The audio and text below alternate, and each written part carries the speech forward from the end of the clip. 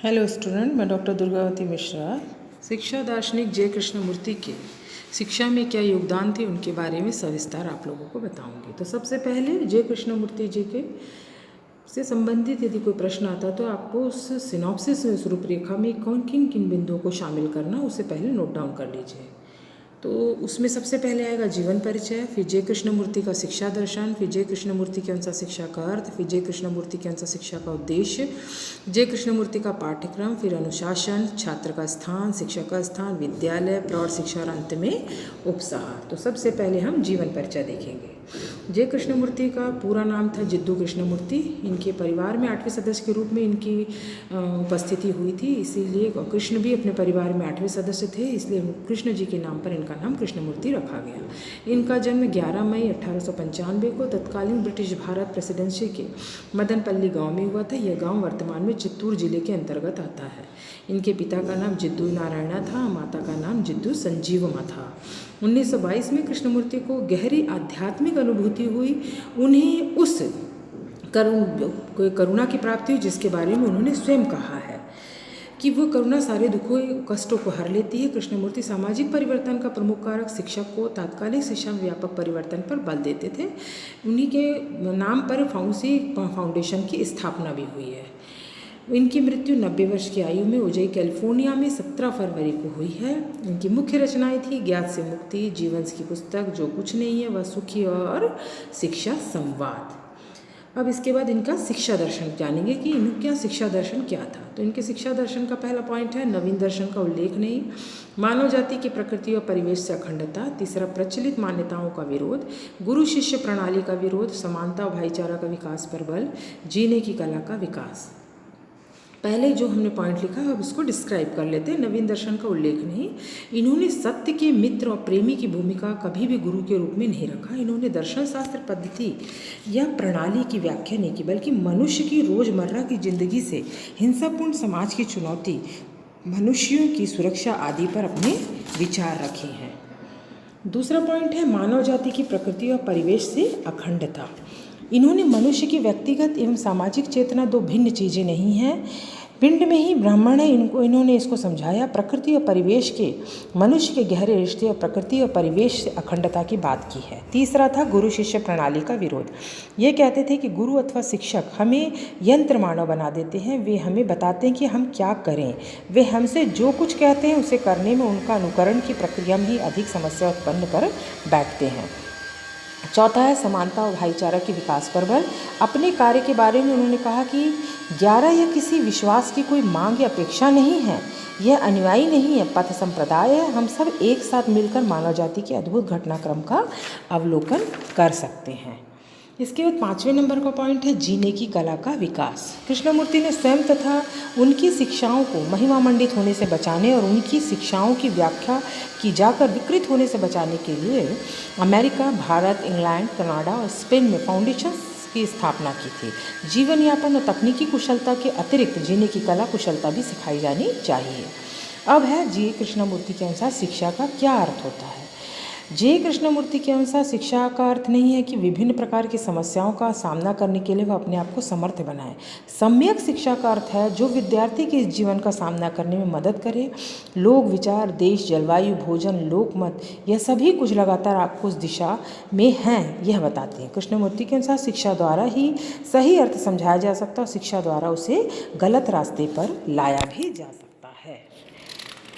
इसके बाद है शिक्षा के क्या उद्देश्य हैं। तो शिक्षा के उद्देश्य में शिक्षा को के अनेक उद्देश्य उन्होंने निर्धारित किए हैं।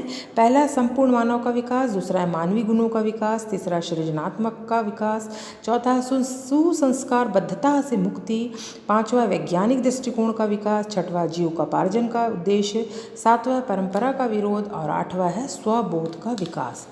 अब इसको हम एक एक पॉइंट करके लाइन से डील करेंगे। पहला है संपूर्ण मानव का विकास। संपूर्ण मानव ऐसे मानव से है जो चेतना युक्त हों, जो जाति, संस्कृति, धर्म व क्षेत्र आदि किसी भी आधार पर पूर्वाग्रहों एवं पूर्ण धारणाओं से मुक्त हो। शिक्षा के द्वारा ऐसे मानव का विकास करना जो विभिन्न प्रकार के सामाजिक बुराइयों से युक्त हो। और मुक्त हो, युक्त नहीं मुक्त हो। दूसरा है मानवीय गुणों का विकास। शिक्षा का उद्देश्य मानवीय मूल्यों के विकास पर आधारित है। शिक्षा को मूल्य से जोड़ना आवश्यक है। मूल्य ही स्वस्थ समाज का आधार होता है। तीसरा है वैज्ञानिक दृष्टिकोण का विकास। कृष्णमूर्ति पाश्चात्य संस्कृति से भलीभांति परिचित थे। वे वैज्ञानिक एवं तकनीकी ज्ञान के महत्व को समझते हैं। वे शिक्षा के द्वारा छात्रों में वैज्ञानिक एवं तकनीकी विकास पर बल देते थे। चौथा है परंपरा का विरोध। शिक्षा के द्वारा परंपरा का विरोध की बात कृष्णमूर्ति करते हैं।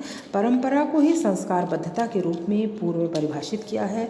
आवश्यक एवं उपयोगी परंपराओं का ही निर्वहन व्यक्ति के द्वारा किया जाना चाहिए। अब है पाठ्यक्रम। जे कृष्णमूर्ति के अनुसार पाठ्यक्रम में क्या शामिल किया जाना चाहिए। तो इनके अनुसार पाठ्यक्रम को उन्होंने संपूर्ण मानव के निर्माण के लिए आवश्यक माना तथा पाठ्यक्रम को मानव निर्माण पर आधारित होने की बात कही है। पाठ्यक्रम में मूल्य, जीवन यापन, सौंदर्य बोध और सृजनात्मकता पर अधिक बल दिया। कृष्णमूर्ति ने पाठ्यक्रम में विज्ञान, तकनीकी, व्यावसायिक प्रशिक्षण, कला, संगीत एवं कविता को स्थान दिया। मतलब इन विषयों को इनके अनुसार पाठ्यक्रम में शामिल करना चाहिए। इसके बाद जे कृष्णमूर्ति के अनुसार अनुशासन किस प्रकार का होना चाहिए।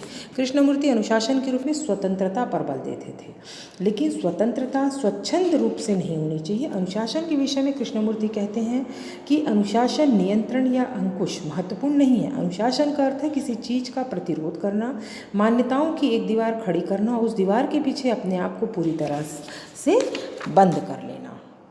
इसके बाद है छात्र का स्थान कैसे होना चाहिए कृष्णमूर्ति जी के अनुसार। तो कृष्णमूर्ति जी कहते हैं कि छात्र को महत्वपूर्ण स्थान प्रदान करना चाहिए। वे कहते हैं कि छात्र को किसी गुरु पर आश्रित न होकर स्वयं सीखने का प्रयास करना चाहिए। छात्रों को स्वयं सक्रिय रहना चाहिए। शिष्य का अर्थ है जो सीखता है, परंतु शिष्य का साधारणतया स्वीकृत अर्थ वह है जो किसी गुरु का, किसी बुद्धिहीन व्यक्ति का अनुसरण करता है। उसे ऐसी स्थिति में गुरु और शिष्य दोनों ही सीख रहे होते हैं। उसके बाद है शिक्षक का स्थान। शिक्षक का स्थान भी इनकी दृष्टि में महत्वपूर्ण है। वे मानते हैं कि शिक्षक को छात्र को विकास के लिए प्रयास करना चाहिए।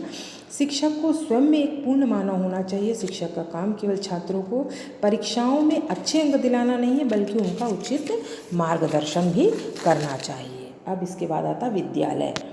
विद्यालय किस प्रकार का होना चाहिए। तो विद्यालय में है कि कृष्णमूर्ति विद्यालय को शिक्षा व्यवस्था का अनिवार्य भाग मानते थे। छात्रों को विद्यालय में शिक्षा प्राप्त करने हेतु अनिवार्य भाग मानते थे। छात्रों को विद्यालय में शिक्षा प्राप्त करने हेतु अनिवार्य रूप से जाना चाहिए। विद्यालय को शांत वातावरण में रहना चाहिए। विद्यालय एक ऐसा स्थान होना चाहिए जहाँ शिक्षक और छात्र दोनों समान महत्व प्रदान करते हैं। उसके बाद आता है प्रौढ़ शिक्षा। तो प्रौढ़ शिक्षा में कृष्णमूर्ति कहते हैं कि वर्तमान समय में प्रौढ़ व्यक्ति भी बदलते परिवेश में समाज की तेजी से बढ़ती समस्याओं से अवगत होना चाहते हैं।